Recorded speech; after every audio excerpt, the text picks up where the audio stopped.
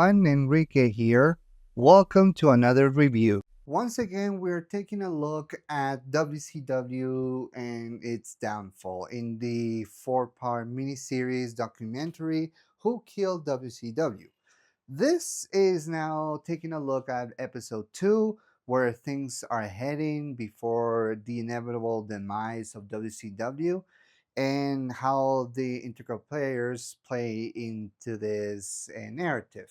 So, in this case, what did the episode reveal to us, or at the very least, shown, which is information that already was told before? Now, again, before I continue, if you haven't seen my first review of Who Killed WCW episode 1, I suggest you stop the video here and watch that one before I continue with this one. So, I hope everything is clear. So, what happened here? Well, it's pretty much telling the story of how everything was great for Eric Bischoff in the creative control. He explained that for 86 weeks straight, he has dominated the ratings against WWE with Monday Night Nitro, and how he has dominated with all the intricate players that he has acquired from that company and made it the NWO, how he made the reinvention Sting, pushing the luchadors, and pretty much something that we'll get into later.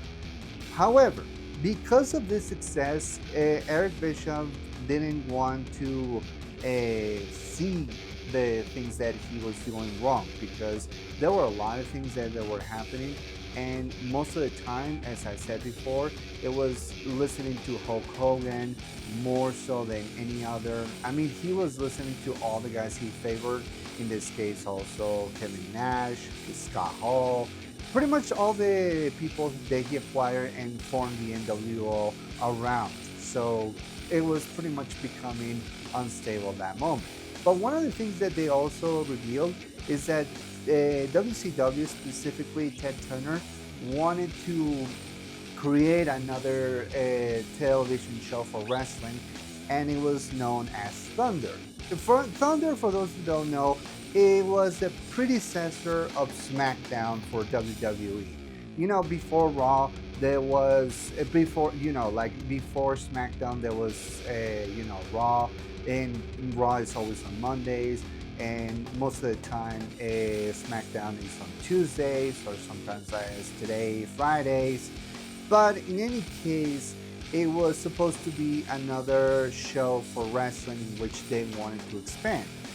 Eric Bischoff showed his concerns to the public. He was a little bit nervous about making another show, but he didn't want to say no to Ted, because he has enjoyed success thus far, and he didn't want to be the one to tell Ted Turner, no, we cannot do this.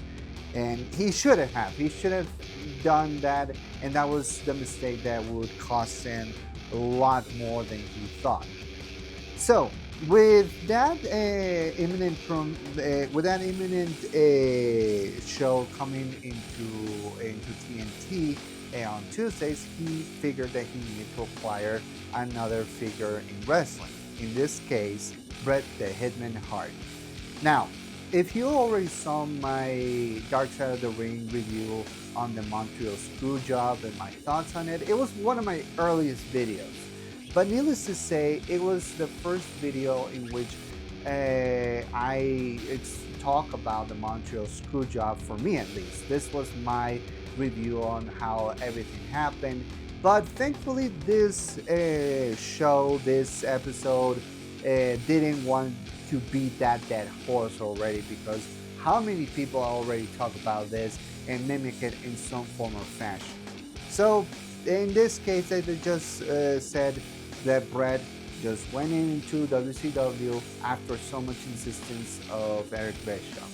They don't channel away that, yeah, he left under screwish circumstances, but people in this episode praise Bret, and honestly, that was refreshing to see, because yeah, we all love Bret the Hitman Hart.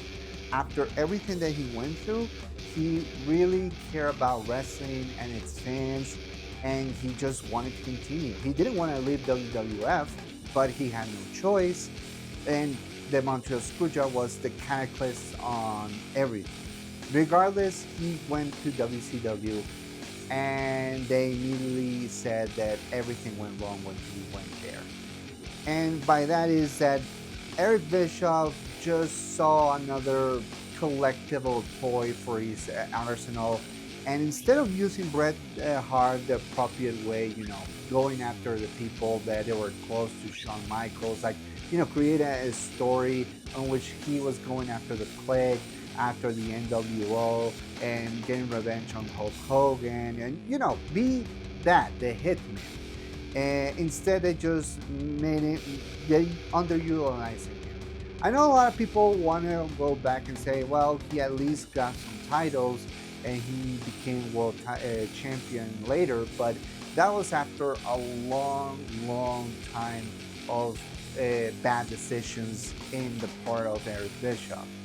And that's one of the few problems, because one of the things they also addressed in this episode, it was Eric Bischoff and his lack of foresight when it comes to, seeing other talents and seeing other people. There was some diamonds in the rough in this case, and that brings us to the introduction of Goldberg.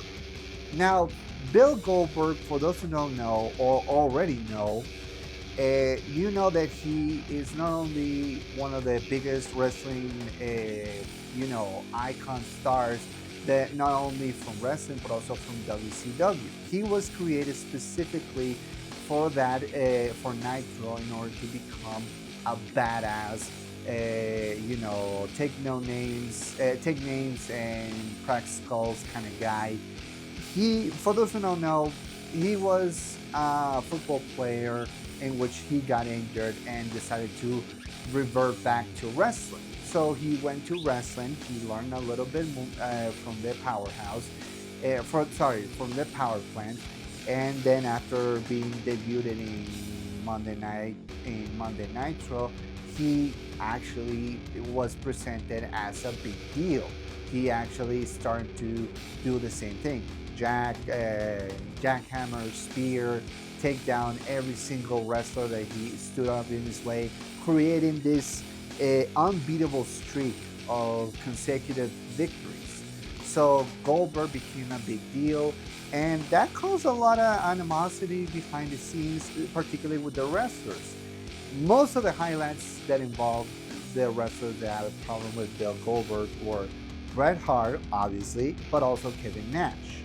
And there's a point that I'm going to get to later, but it's pretty much what everybody was talking about, how this guy was great, but there were some wrestlers that became jealous because he didn't learn the way of wrestling, or didn't pay his dues, as they said in this documentary. Conan, sorry, he said it. I almost forgot. But yeah, Conan said that a lot of jealousy behind the scenes because they feel like Bill Goldberg wasn't just a guy who went there and not a guy who loved wrestling, and that became a problem. Needless to say, it was one of the few ideas that Eric Bischoff had and wanted to push, and because they saw the momentum that he acquired, they decided to put the WCW title on Bill. So Hulk Hogan decided to do the job for Bill. They do this in a live show in Monday Nitro, and they managed to crown victory in the hometown of Bill Goldberg. Some people they said that why they didn't do this on a pay-per-view, because they couldn't rake in so much money. But sometimes, and this is something I have to agree with some people and observers, they have to do it now because it was the hometown of Bill Goldberg. Like, you have to do something unexpected, and this was great. And honestly, I feel great that Bill Goldberg got this victory in front of a live audience. So yeah, some people I say, but it's better to do it on a pay-per-view. but you don't know how it can be handled in a pay-per-view, and sometimes you just have to hit the iron when it's still as hot right now. So they decided to do that. But it was one of the few things that they decided to do, and it was a victory for Bill, so it was a victory for Monday Nitro. However, it was probably going to be the last victory that they will have, because after this, or pretty much one of the things the documentary reverts to, is that because of the victories that Monday Nitro had over the past few weeks, that WWE started to get their act together and decide to make their product more, more hardcore, or more, more hard hitting. In this case, they call it the Attitude Era. The response for WCW's Monday Nitro was attitude. Create the attitude, make everything around the wrestlers be more live, almost ridiculous, but also bloody, gory. Trying to be as realistic as possible, but also be very badass. Stone Cold, The Rock, DX, Mankind, Undertaker. So many wrestlers that they had there, they started to push the envelope in terms of television shows. And we all know that it's made WWE having the most successful eras of all time, the Attitude Era. And it was because it was happening during this Monday Night Wars. Now, Eric Bischoff has said that they don't believe that this is just Attitude Era. They call it the Nitro Era because they believe that, of course, WWE was copying them. And in some cases it's true, but I feel like Eric has a lot of grudge when it comes to, journalists, and when it comes to a lot of, things that people have said, especially fans, wrestling fans in particular. But one of the issues that Eric had when it comes to seeing the product is that it wasn't just that the Attitude Era in WWF was starting to be more explosive, more hardcore, allowing to get away with a lot of things that normally nowadays we cannot get away on TV, at least in mainstream TV. But because it had an internal battle with the executives at Turner Networks. Keep in mind, this is the same company that had a lot of standards and practices. You know the term that they use in every documentary in WCW, that they always blame these standards and practices when it comes to the product of WCW, how they try to be, the unique cool guys trying to be bad and always being, realistic and all. But if you look at it from a deep dive, not many things were, that hardcore, at least on hindsight. Some of the things were, very badass and very to the bone, but it wasn't like the Attitude Era with, Vince Russo, Vince McMahon, and all those writers and wrestlers doing a lot more bloody violence, hardcore nudity, and they pushed the envelope. They even had a Playboy in WWF, so that helped them a lot. But when it comes to WCW, they still had that glass ceiling of they cannot say things on TV, they cannot do all those things that the Attitude Era is doing. They were pretty much under a microscope, and that didn't help matters with the issues between them and Eric Bischoff. It was at that moment, combined with the Thunder and a lot of the problems that he had backstage, that it cost him dearly. In fact, some of the things that they don't tell you in this documentary, but he started to have issues with Ric Flair. We all know Ric Flair. We all know the kind of wrestler that he became, how he was well respected backstage. But one of the things that this documentary doesn't touch upon is the fact that Eric has started to have issues with some of the wrestlers backstage. He favored the ones that he handled the most, forgetting that it was because of his help with Ric Flair that he acquired all those wrestlers. But now he had the opportunity to push Rick and some of the others to the back. Now, this is important because it was that moment where he started getting issues. Rick didn't want to do the things that Eric was saying. Eric was starting to get frustrated with the majority of the wrestlers. He didn't start to respect the Four Horsemen. He started to make more mocking jokes to Arn Anderson. That's one of the things that they don't tell you, but they started to mock Arn Anderson from his the fact that he had to walk away from wrestling. He had to retire, and it was still an integral part for WCW, and especially for the Four Horsemen. And those conflicts started to boil down. I remember watching, in fact, this is not in the documentary, but it's something I watched in another one, the Monday Night Wars that WWE created for their own channel, WWE Network, which is now debunked. But I remember the one that they touched upon in which it was Eric Bischoff and his handling on Ric Flair. Chris Jericho told the story in which he went to backstage and he started to make threats to Ric Flair, said that he was going to run out of business. I'm gonna bury him. That is gonna make his family poor. He said specifically that is the conversation that he had with the entire locker room.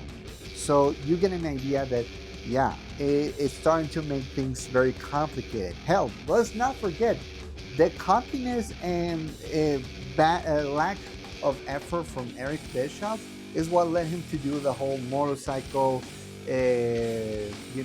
segment that he had backstage, in which he said, "Oh, it is so good to be king." And guess what happened afterwards? WWE started to win the ratings in one night, and it started to cause a lot of problems. So because of that, and because of all the things that he has endured, they had to do something. Eric was starting to having problems with Harvey Schiller, and he just relented the booking community or the booking job to Kevin Nash. And this is some of the points that I said I was going back to. Well, it's this one. Kevin Nash, we all know him. Diesel, he's always been one of the most prolific wrestlers of all time. But the problem is that he has a tendency to favor the guys that he likes the most, or has a tendency to not know when he is doing something wrong in booking. And in this case, it was how he handled beating Bill Goldberg. And this is something that many wrestlers are trying to, argue or say that it was the right thing to do, that they needed to take the title away from Bill Goldberg because he held it for too long. There was this incident in a match between Goldberg and Scott Hall in which, according to Goldberg, he says, "Hey, yo, what the hell?" And he was said, "I don't know what I'm doing." And that you can tell that was one of the last straws for Kevin Nash, because in this business, see, Scott Hall said it himself, you can have money and you can have friends. And they have both in this case. Oh, sorry, the quote was, you can either make money or make friends. And since Nash and Hall were making both, you can argue that Kevin Nash didn't care about the booking of Bill Goldberg. He wanted to most likely take the title for himself and pay a little payback to Bill Goldberg for Scott Hall. Because when you have this close friends, you don't abandon them. And that is something that caused the defeat of Bill Goldberg. And we all know what happened. Nash was fighting him. Hall electrocuted him with a taser, and Goldberg got beat by Nash, acquiring the WCW title, and that led to another infamous moment in WCW history. And we all know what that is: the finger poke of doom. And that is the one problem that everybody had when it comes to this moment. I'm gonna give you the clip notes so you know what I'm talking about. Hulk Hogan came back.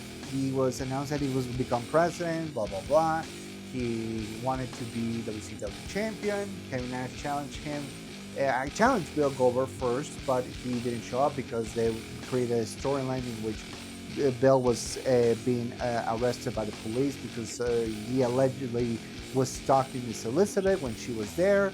Then they decided to make the match between Nash and Hogan.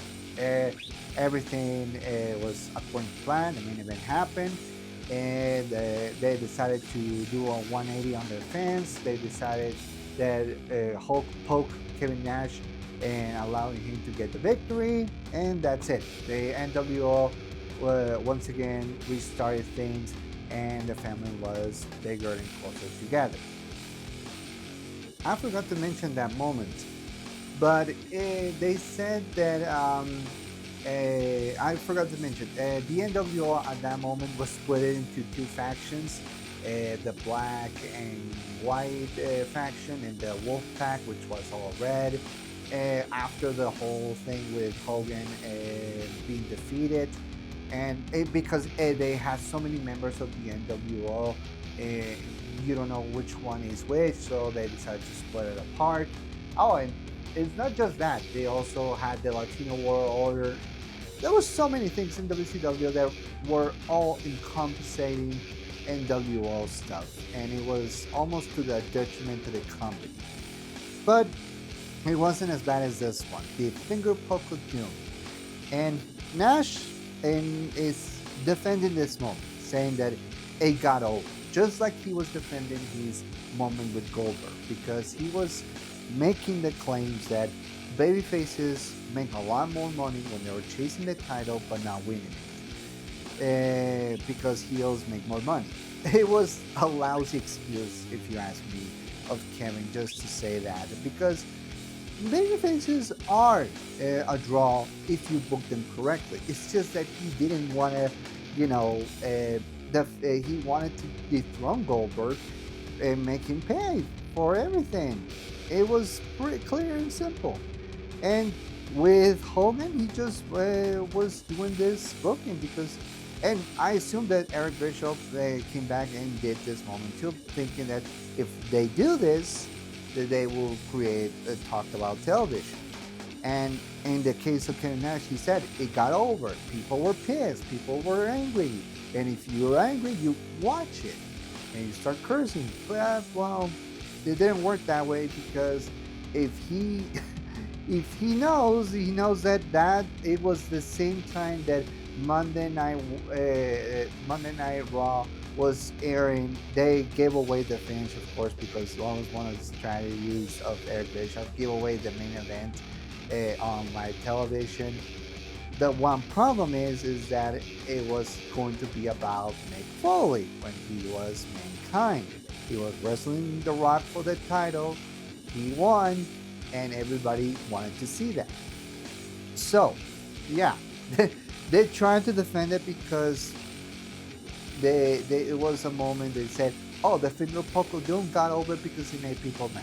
No, it got the opposite round. It didn't got over. It made people upset and made people very happy to see that Mick Foley became champion in Monday Night Raw.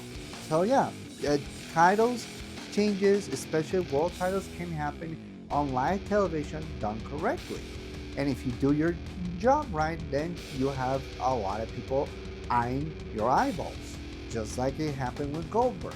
But here, Nitro fondled the page, and they just said, no, this is not going to work for us. If you're going to continue on this route, we're not going to do so. We'd rather see Vince McMahon getting his comeuppance by Stone Cold and seeing Mick Foley realizing his dreams for the first time. And if you're guys not going to give us that, then we're out. And that's exactly what happened. And that's one of the few factors that led to WCW being diminished continuously and continuously. and it led to a moment that many people will regret following that. So, of course, because of the because of those moments, because of what happened in 1998, WCW didn't recover. They started to lose the ratings towards WWF. Goldberg continue, Bret continue, things continue, but the WCW thing and the NWO started to fizzle out, to lack of better word. They were not as hot. They were starting to lose momentum. But it also, this documentary talks about one of the things that I alluded to, and that is Bret Hart and Bill Goldberg having a collision course. So you already know the story as well, but it's important to talk about what happened. Well, you see, Bret Hart, after so much time, after an injury and the death of his brother Owen Hart in the over the age WWF pay per view that happened a few months ago in 1999, things started to change. He took some time off. He was welcomed back, and he became WCW champion. And he, at that moment, was in a tag team championship with Bill Goldberg, if I assume, judging by the pictures. But yeah, Bret didn't like Bill Goldberg a lot. In fact, he downright despised the way he wrestled. But unfortunately, they were in a collision course to a match in a pay-per-view, and everybody knows what happened. But for the clip notes, here's what happened. Bret was telling Bill Goldberg, please don't hurt me. I'll help you, but don't hurt me. And Bill says to Bret in the match, watch the kick.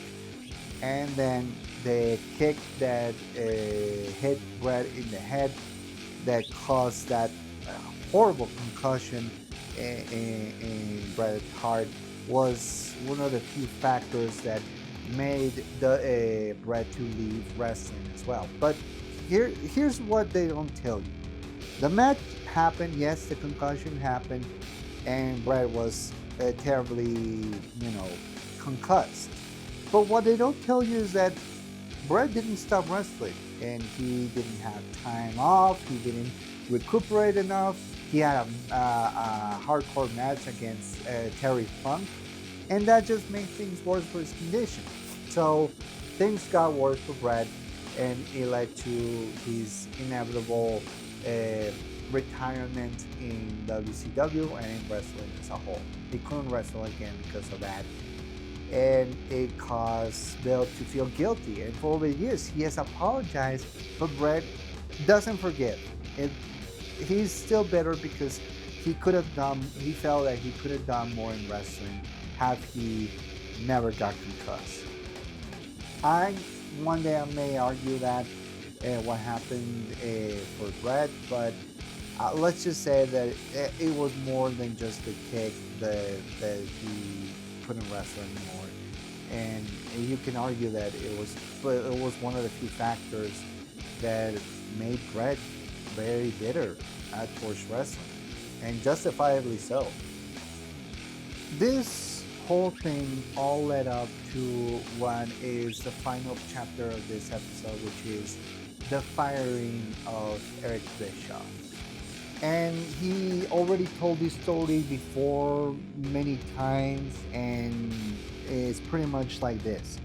After all the downfall, all the bad creative and revenue that they acquired, combined with some of the problems that some of the executives were having, particularly with Brad Siegel.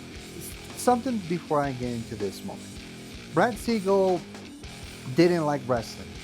I made it clear in the last episode. This episode highlights that because they feel like wrestling shouldn't be that profitable, and it's pretty much shown in the attitude of some of those executives, particularly with Brad. But after the whole scenario with Eric having a lot of issues with the creative and with the corporate standards, Harvey Schiller made the difficult decision, so he called Eric to his office and told him to go home. And for a minute, Eric didn't let that sink in for a moment, but he realized that he was fired. So, as such, as he's told, he packed his bags, he left, and he went home to his wife, asking, "Why are you home early?" And he told her that he got fired. So he acquired all the fishing stuff, got into a boat plane, and started fishing near his house. Actually, he didn't took a boat plane. He actually went to the lake that he was near at his home at, and just went fishing. And he said it was the best fishing he ever did. And that probably was the the happiest he has ever been, because he managed to have a break. But he probably was bitter because he left WCW when he just was the guy who reinvigorated and helped to its momentum. And that is something that they will highlight at the end of the series. But yeah, with Eric Bischoff fired, they needed a new creative and management in control, and that is what episode 3 will let us to. But for now, it goes without saying that it was not the greatest episode that I've seen, because some of the information I already know. But I am happy to see some of the inside, some of the backstage, and some of the information from the wrestlers, the producers, and some of the other people talking about what happened before Eric got fired. So it was good to see. So that was my review on the second episode of Who Killed WCW. Next week we're reviewing something else, and we're continuing with the X-Men reviews until I get to the final episode of the second season. So that's gonna be the MO for now. But until then, I hope you guys enjoyed it. Click this video if you click the like, subscribe to this channel as always. So I hope you guys have a wonderful day. I'm Ben Enrique, and I'll see you next time. Peace.